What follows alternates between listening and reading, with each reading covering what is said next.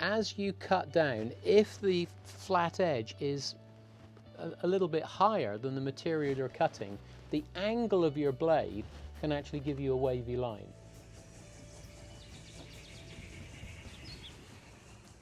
So today I'd like to tell you about one of the most useful tools. When we're cutting things, particularly with modelling, sometimes it's thick materials we need to go through.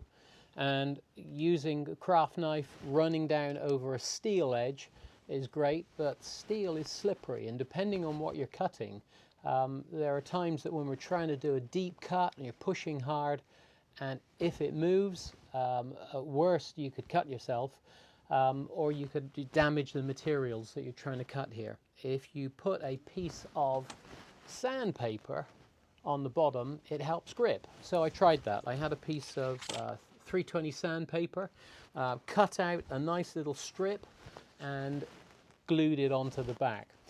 A couple of things to note: that when you're gluing this on there, try and make sure that the sandpaper doesn't actually come and over the edge.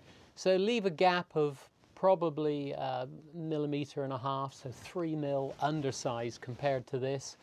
So with that, I then basically took the ruler and put some E6000 glue on there. It's a clear glue and works great. In fact, the first one that I did was about 7 years ago, and I peeled this off earlier this morning to put the new one on.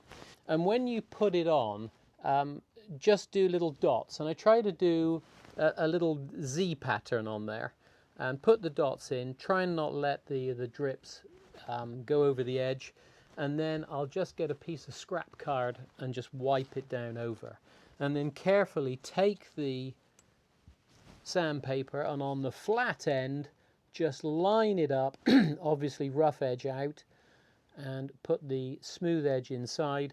Put that on there, and when you're happy, put it down on your bench, final alignment, put a weight on it, and then leave it.